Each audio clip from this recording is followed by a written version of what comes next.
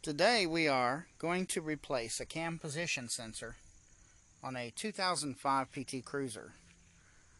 You'll need an 8mm socket and a wrench. The 8mm socket will loosen this air filter housing, so you'll have to take this off and pop this whole box out, as you see here, so you can get to the two bolts on this cam position sensor. Right now this car is in limp mode, which is what they do whenever the cam position sensor goes out. So let's continue.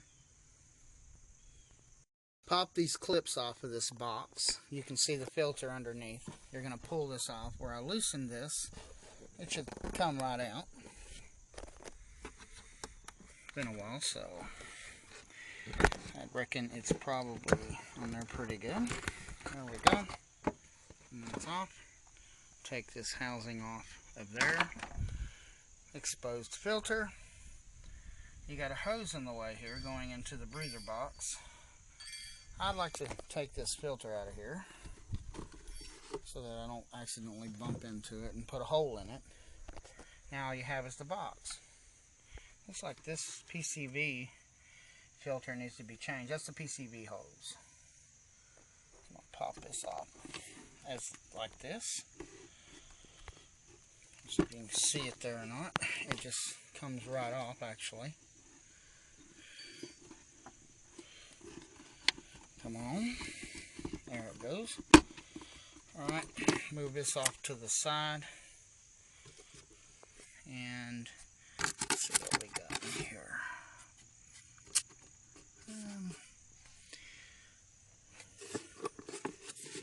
Yeah, this whole unit is all together. I'm probably just going to use a short extension to get these off. As you can see, there's the cam position sensor. If you see a little oil, it's kind of normal for a little oil to come out around the edges, as long as it isn't pouring out really bad. There's a little red clip right here, and you just got to kind of push up on that, and you pop this little red clip off. Let's see if I can get that on this end here. May need some kind of device like a flathead screwdriver. See if I can't take this off. But anyways, this little red clip right here, it has to be pulled out so you can take the wire harness off of the cam position sensor, the old one. Okay, I got this little red thing out. The little red tab. Looks like that. Okay, then you gotta pull this wire off. By the way, you should disconnect your red battery cable before you proceed. I failed to mention that you'll need a 10mm socket. For this one anyway. And we'll take this battery cable off.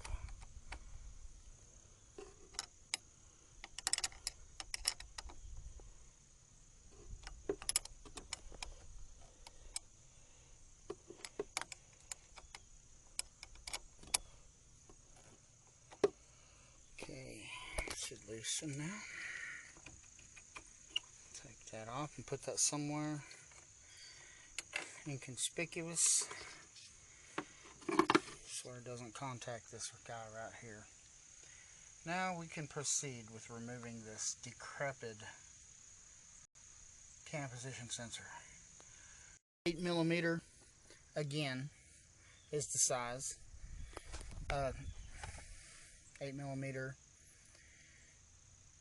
bolts to remove this cam position sensor, which I will do now, and I'll unhook this harness when I get this thing pulled out.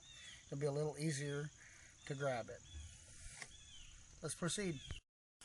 Okay, I've removed the two 8mm bolts from the cam position sensor, and it should pull right off, and it did. This is what it looks like. it's normal to have oil on it like this. This is the defective one. And there's the cam, the face of it, with the notches so that this sensor can read what position it's supposed to be in. Well, now I'll remove this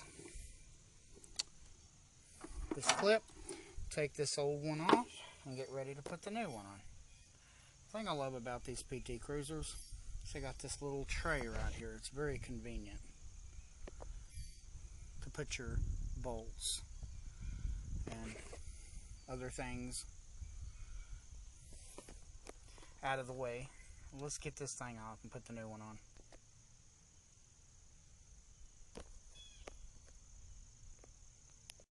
You push down on this little tab, see right here, with your thumb, and then you'll pull this little piece on the back end away from the rest of this unit, and this will slide right off. As you can see, the new one, it comes with a rubber band. It's a seal that goes inside this slot here, so you got to take this rubber band and stick it down in there. But before you do, take some of the oil from this, or this old one right here, and just kind of get it on your fingers, and then just kind of go around this band and then slip it in there so that it gets a nice oily seal. This is what the disconnected harness looks like. And now we'll go ahead and oil up this rubber band and get this thing put on. The good thing about unhooking the cable from the battery is that it will reset the computer on the vehicle, and it should reset the codes as well. I'm pretty sure it's 30 minutes, but don't quote me on that. Very slowly on this rubber band, by the way, because it'll curl up on you. Just got to kind of be real gentle with it and push it down into the slot.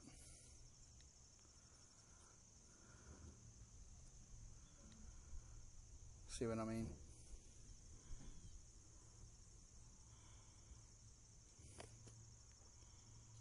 Anyway, once you get that done and seat it in there really good, where it's all the way flush.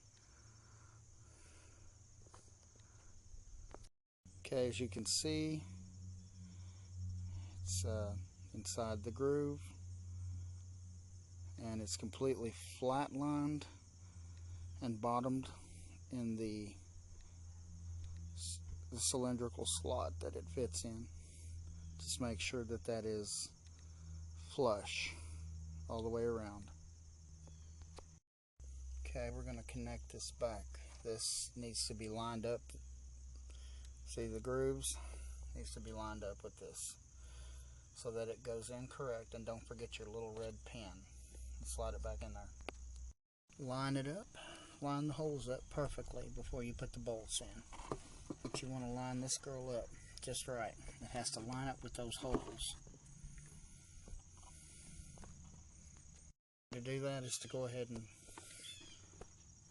get the bolt started on the side closest to the back of the engine. That way you can work with it. Because this hose right here, it's got a little band. I'm not sure. You could probably cut that off, but I'm trying to leave it as original as possible. But you want to start this bolt right here and then finish with that bolt. You can see I've got them started. And you'll just take the 8mm socket. By the way, you're going to leave the box on. You're going to want to use a short extension. You can use a smaller drive, but I like my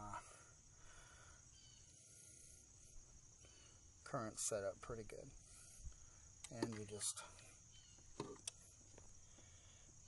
put this bad boy on there, tighten them back up, hook your battery cable back up, and we'll see what happens. The best thing to do is to hand tighten these bolts so that you can adjust this cam position sensor just right. And do not over tighten these bolts or you'll crack the housing.